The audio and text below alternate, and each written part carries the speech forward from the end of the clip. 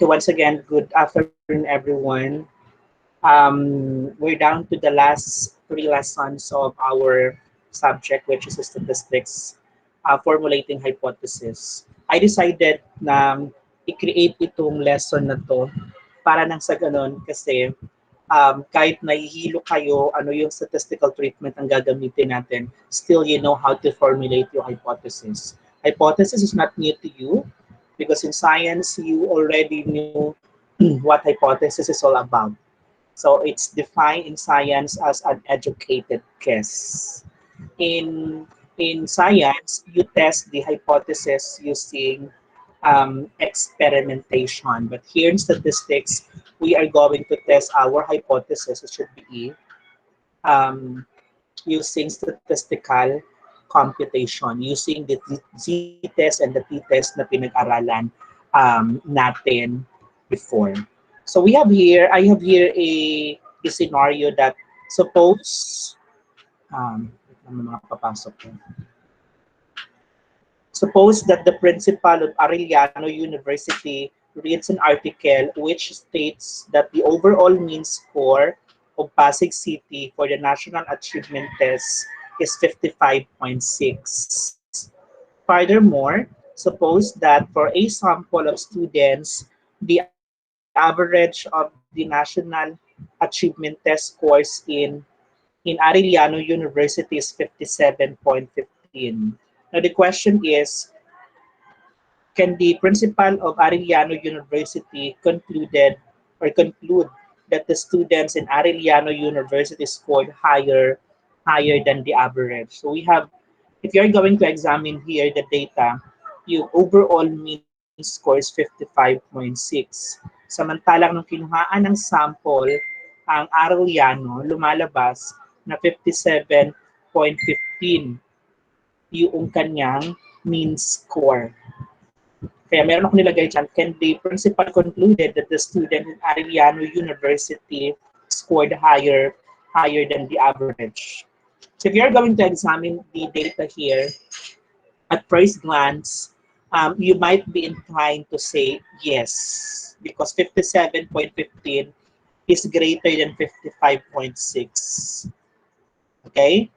But recall, balikan natin yung lesson natin, that the means of the samples vary about the population mean when the samples are selected from a specific population. Nagbabago ngayon, depende doon sa sample na kinukuha natin. So there will be some questions arising to this scenario. Is there a difference, a real difference in the means, or is the difference simply due to the chance o yung tinatawag natin na sample or sampling error rather? So this lesson will be talking about how to formulate the hypothesis and eventually decide whether to reject or do not reject the hypothesis, specifically yung ating null hypothesis. Okay? So there are two types of testing hypothesis. May mga pumapasok pa, wait lang.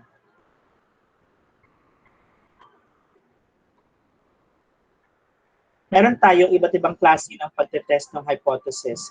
Ang kukunin lamang natin dito, yun lamang dalawa doon sa tatlo. Sana abutin pa yung isa. Hilo ako sa cursor ko kung sinong tatanggapin ko. The first one, we have the traditional method. The second one is using the p-value. Yun yung tinuturo sa inyo sa research too. And the third one is the confidence interval method. I'm hoping na abutin natin ang confidence interval method. But we'll be teaching you how to test the hypothesis using the traditional method and using the p-value.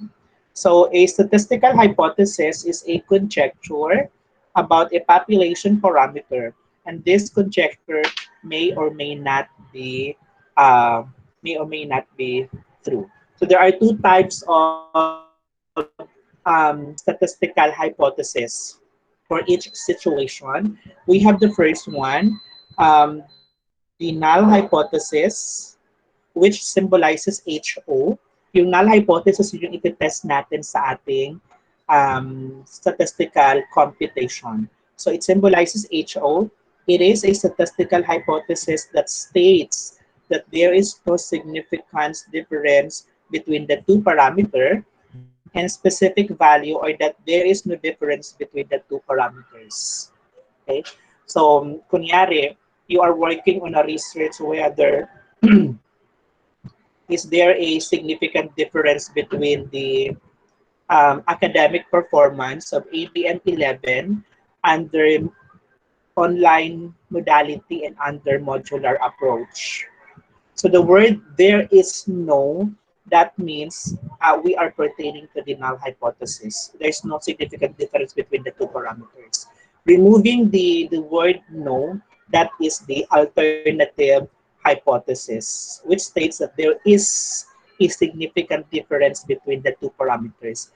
That symbolizes H1, but if you are going to read other books, it also symbolizes HA.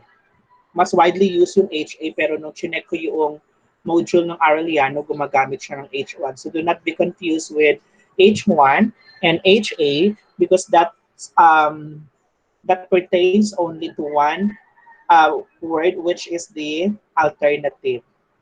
I mean, that pertains only to the hypothesis alternative hypothesis. Okay? Um, in the alternative hypothesis, the HO or the null hypothesis, gumagamit siya ng symbol na equal, at kapag HA na yan, naman gumagamit siya ng not equal. This is for the non-directional. Ito yung pwede siya ito yung two-tailed. Left and right, nag-shade tayo doon sa normal distribution. Sa non-directional, sa directional pala, gumagamit ito ng less than or equal. That's the null hypothesis. Greater than or equal. Gumagamit naman ng alternative hypothesis ng greater than at saka less than. But not all the time, ang partner ng equal ay not equal. Ang partner ng less than or equal ay greater than. At ang partner naman ng greater than or equal ay less than. Minsan, nangyayari sa problem na ang partner nitong equal, tumatawid siya doon sa directional. Directional, tumatawid naman siya sa non-directional. And vice versa. Okay? So kapag makakakita ka ng ganyan mga symbol, ibig sabihin yan ang kanyang sinasabi. Equal, syempre ang equal sa math ay is.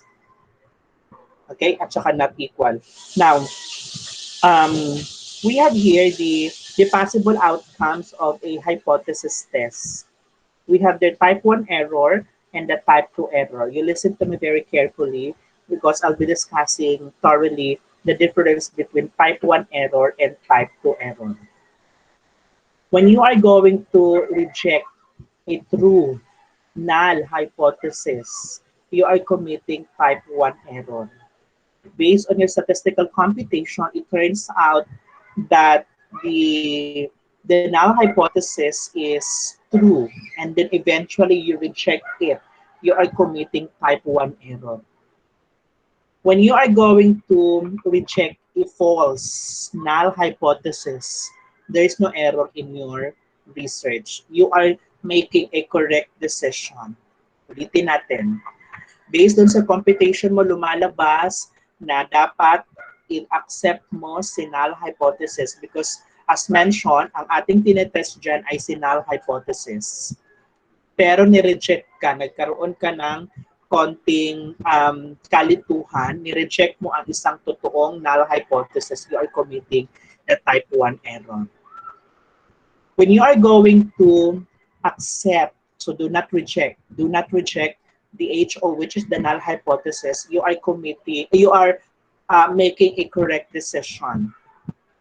Tinanggap mo ang isang totoong null hypothesis, tama ang desisyon mo. Samantalang tinanggap mo ang isang false null hypothesis, you are committing type 2 error. Medyo nalito ba? Kailan nangyayari ang type 1 error at saka ang type 2 error? Type 1 error, i-reject mo ang isang totoong null hypothesis. Type 2 error, in-accept mo ang isang false null hypothesis. Okay? Ilagay natin siya sa konteksto ng isang totoong buhay. Ang example na pwede kong maibigay dyan ay, kunyari, ang aking null hypothesis ay, nasa next slide ko siya. Ito na lang. Ilagay natin siya sa isa konteksto ng totoong buhay. So, ang null hypothesis ko dyan ay, pwedeng the defendant is innocent.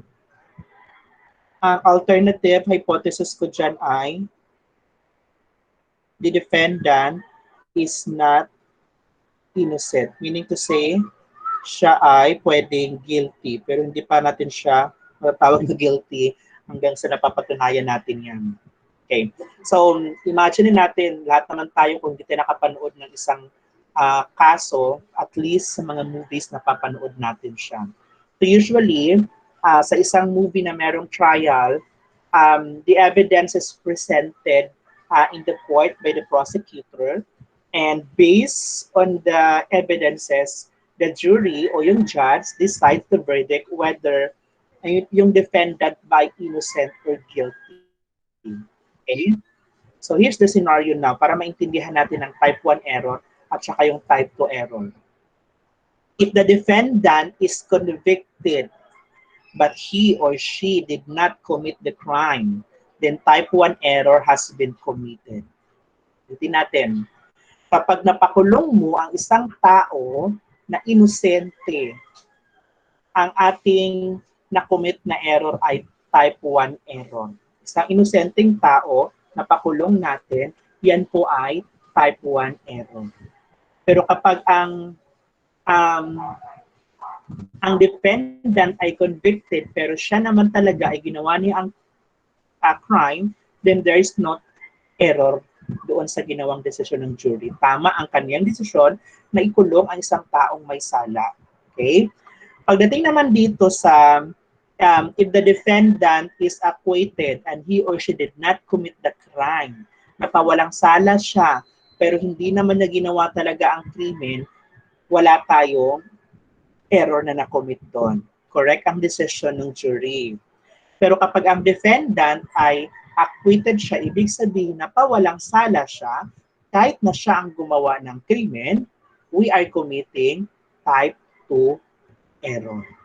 So kung ngayong tatanungin kayo, ano ang mas mabigat na makommit natin na error? Type 1 error o type 2 error? Can you type your answer sa chat box? Based doon sa explanation ko, ano ang mas mabigat ngayon na makukumit ng isang researcher, type 1 error ba o type 2 error? Yung type 1 error, yun yung napakulong mo ang isang inosenteng tao. Ang type 2 error, napalaya mo ang isang totoong may sala. Can you give me your answer dito sa chat box? Ano ang mas mabigat ngayon na makommit natin? Type 1 error or type 2 error?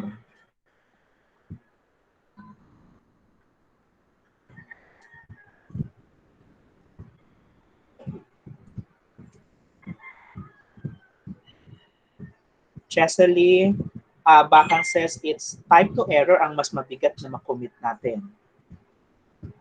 What about the others? We are 25 in the class.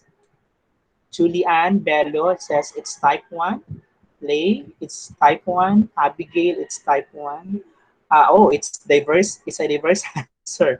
Roxanne says it's type 2 error. Vincent, type 2 error. Okay. The answer there is, mas mabigat na makommit natin yung type 1 error. Sipin nyo na lang, nagawa niyong ipakulong ang isang taong inosente. Just to think of it, nakulong siya in 40 years. So parang kinuha mo ang halos trip ng kanyang buhay na mapakulong siya kahit hindi naman talaga siya ang totoong may sala. Although mabigat din ang type 2 error kasi hindi niya napagbayaran ang kanyang kasalanan.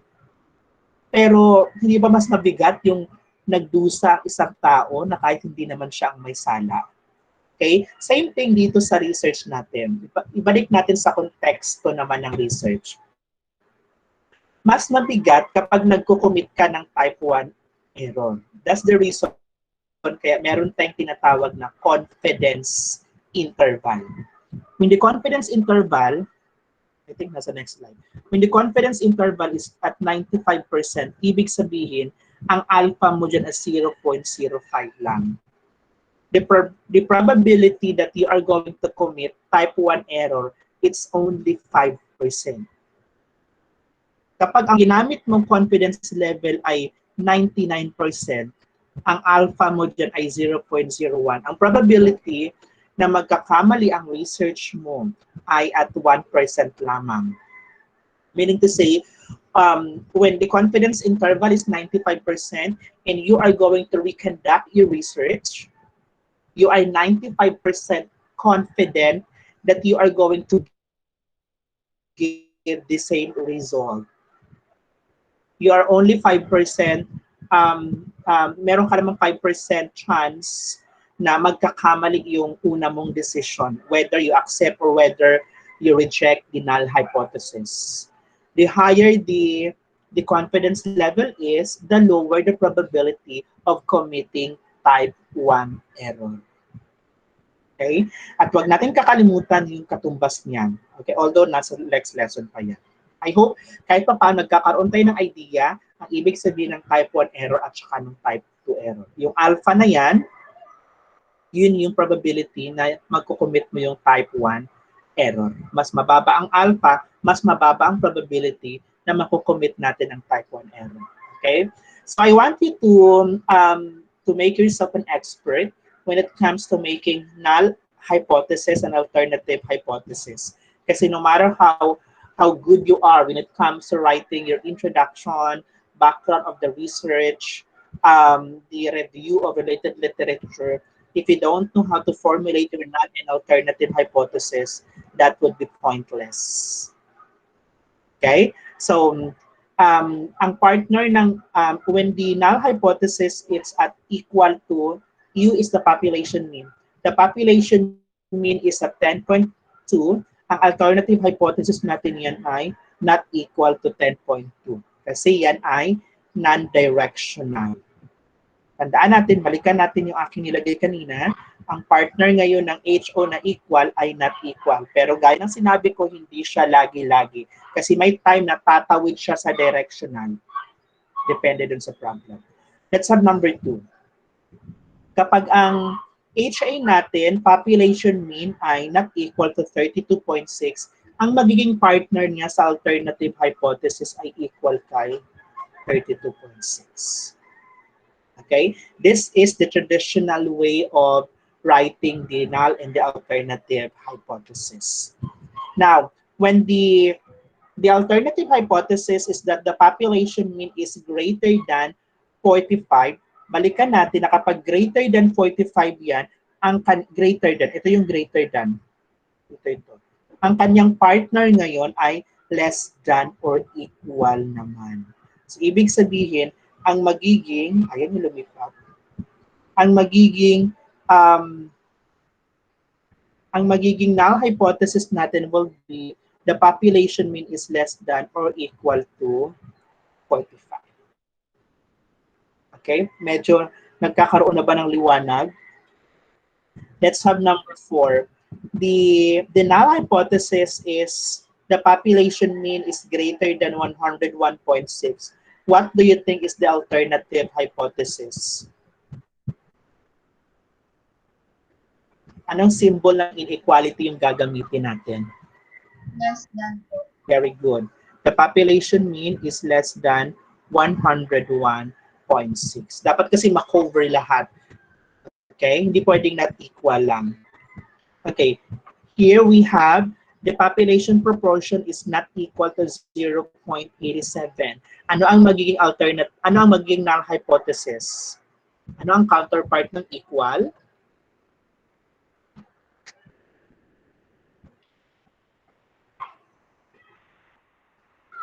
Balikan natin to. Anong counterpart ng equal? Ang counterpart niya ay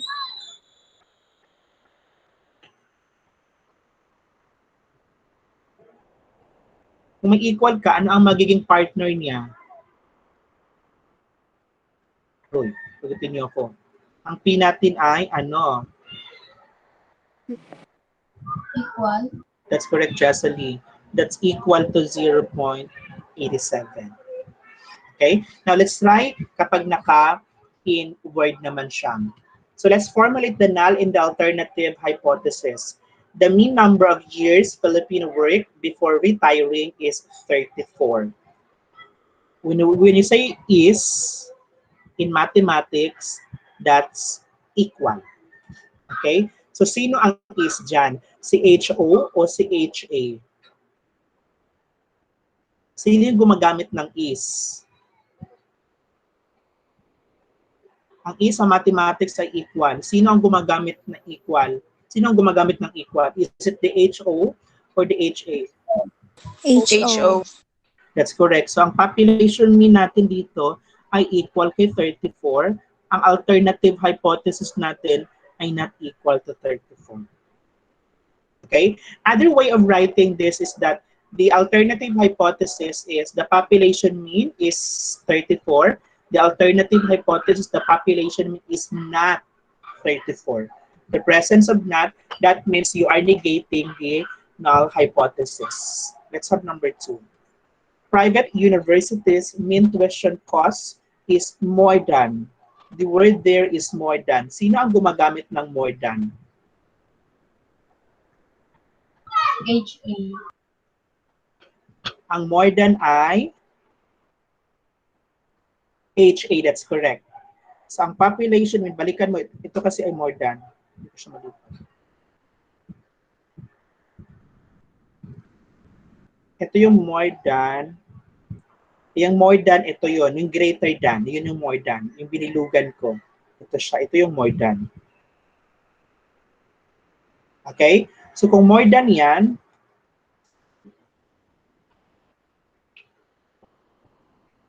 that's HA. The population mean is greater than 100,000. Ano ang magiging HO natin? Null hypothesis. Ano ang magiging counterpart ng greater than? Less than equal. Very good. Less than or equal to 110,000. Hindi mo pwedeng sabihin ng less than. Kasi HA din yung gumagamit ng less than. Okay? So, you can put it in words kung gusto mo. The population mean is less than or equal to 100,000. That's the alternative. That's the null hypothesis. Ang alternative hypothesis will be the population mean is greater than 100,000. Let's have the next one. The average TV viewing or the average television viewing time of all 5-year-old children is less than 3 hours daily. The word is less than. Sino ang gumagamit ng less than? HA. That's correct. So, ang HO natin dito, ang HA natin dito ay less than 3. Ano yung HO? Greater than or equal to. Very good. Greater than or equal to 3. Okay? Next. Let's have this. A medical researcher is interested in finding out whether a new medication will have any undesirable side effects. Wala ko. Yan.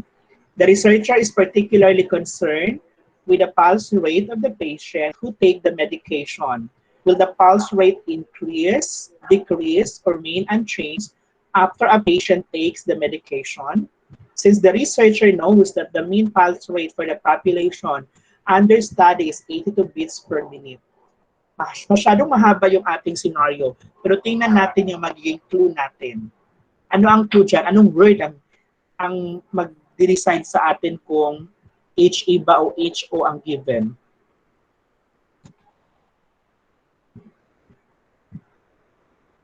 May nakita kayong clue? Kasi kung gagamitin ko yung increase, decrease, remains unchanged, masyadong vague siya.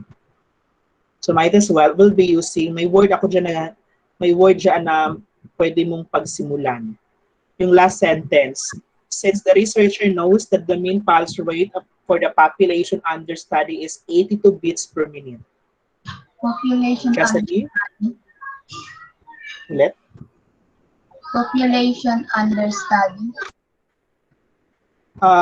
Para magamit natin yung equal, not equal, greater than, less than, ano yung magiging clue nyo dyan? Is. Very good. That's is. Yung is. Ang gumagamit ng is ay null hypothesis or alternative hypothesis. Alternative po. Alternative ba? Di ba null?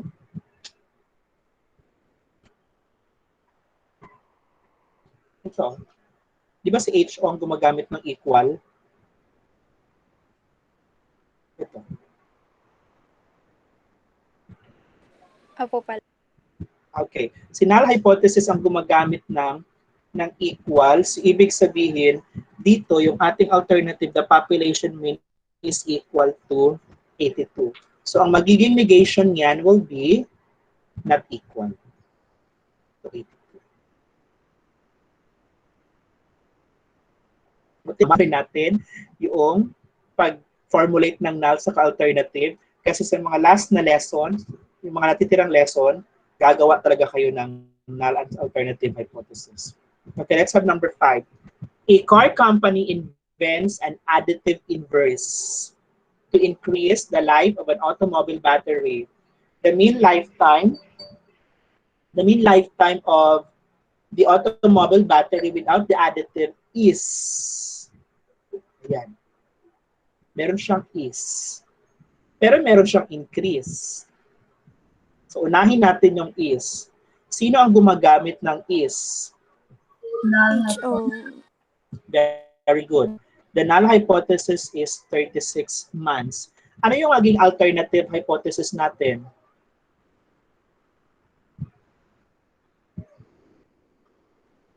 Not equal. Hindi siya pwede mag-not equal kasi tingnan natin yung problem. Ang isang kumpanya ng kotse, nag-imbento siya ng pampahaba ng buhay ng battery ng isang kotse. So kapag nag-imbento ka, imposible mag-not equal siya. That's correct, Ivy. It should be greater than lang. Kasi pag greater than or equal, HO yan. Okay? Ang HA natin dito ay greater than 36. Maaaring ang additive na inimbento ng kotse ng kumpanya, maaaring magpahaba nga ng battery ng kotse greater than 36 o magiging 36 pa din yung mean lifetime noong automobile battery. Yun na sinabi ko kanina na hindi lagi-lagi kapag equal, ang kaniyang counterpart ay not equal because there are instances na tatawid siya doon sa non-directional because of the word increase. Okay, hindi natin pwedeng gamitin yung greater than or equal kasi HO yun. Kung gagamitin kasi natin, kunyari ito HO, U is equal to 36. Tapos ito naman gagamitin mo greater than or equal to 36. Paano kapag ang lumabas sa computation mo 36? Ito, sakop niya ang 36. Sakop niya rin ang 36. So dalawa ang tatanggapin mo ngayon, which is hindi pwede. Dapat, ang tatanggapin mo isa lang. It's either si null hypothesis or si alternative hypothesis. Hindi siya pwedeng dalawang tatanggapin. I hope malinaw. Okay, number 6. A contractor wishes to lower heating bills by using a special type of insulation in houses.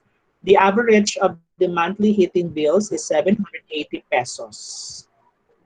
Ang isang contractor naka-imbento daw na magpapababa ng kuryente sa bahay. Upon research, ang average na bill ay umaabot ng 780 pesos. So sino ang gumagamit ng is? Null. Null, very good. So the population mean is equal to 780. Ano ngayon ang alternative? Less than. Very good. Less than 780 because of the word lower. Hindi natin pwedeng gamitin ang less than or equal kasi yun ay null hypothesis din. imposibleng mag-greater than yan. Kasi kaya nga nag-imbento yung contractor para pampababa ng kuryente, hindi para tumaas yung kuryente. Okay? Next. So here are some of the common phrases for greater than. When you happen to see the word greater than, above, higher than, longer than, bigger than, is increased, those word pertains to greater than. When you happen to see in the problem is less than, is below, is lower than, is shorter than, is smaller than, excuse me, is decreased or reduced from, that word pertains to less than, is equal to, is the same as, has not changed from, is the same as, that word is equivalent to equal, is not equal to, is different from, has changed from, it's not the same as, that pertains to, not equal. Okay?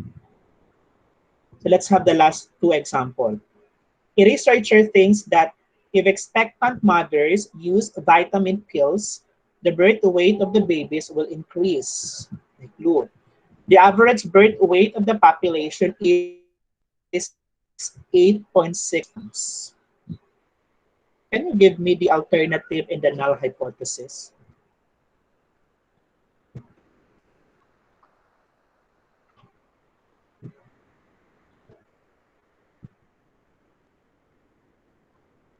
Anyone?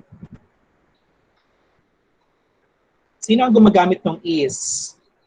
Null. Null. So ang U natin dito ay equal kay 8.6. Ano yung alternative hypothesis? Greater than. Very good. U is greater than 8.6. Okay. Next.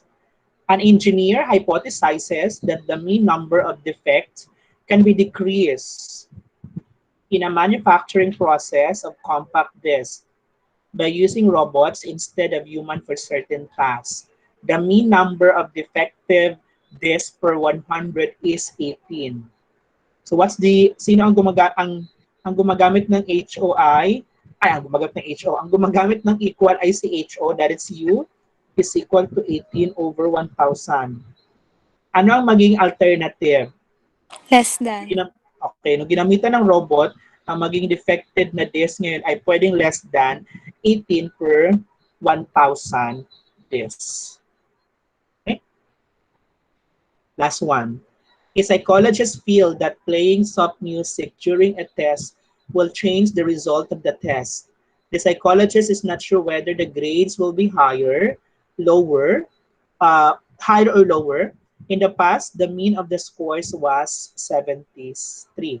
Sa psychologist daw, kapag nag-exam ang mga estudyante, feeling niya, ang soft music ay magpapataas ba? Hindi siya sigurado kung magpapataas or magpapababa ba sa grade ng mga estudyante. Pero nung mga nakaraan, ang research niya, ang grade ay 73. So, was. Ano yung was? Yan ay past tense nino. Is. Was ay past tense, very good. Ang was ay past tense ng is at ang is in mathematics ay equal. So the population mean here is equal to 73. Ano ang maging alternative? Gulo to, higher or lower? So anong counterpart ngayon ni equal?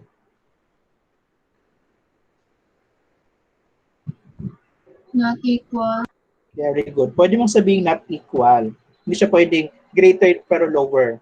Kasi kung ang sagot niyan ay 72, si alternative ang kukunin mo. Pag ang sagot ay 74, si alternative pa rin ang kukunin mo. Tatanggapin mo lang si null kapag ka 73 talaga ang lumabas sa computation natin. Okay? Sa ating pagdating na sa decision making, hindi naman sa computation. Okay? This will be your activity number 3 to be submitted sa LMS. For each conjecture, state the null and the alternative hypothesis. Ila ang gagawin mo. Formulate ng null and alternative hypothesis. We'll be getting that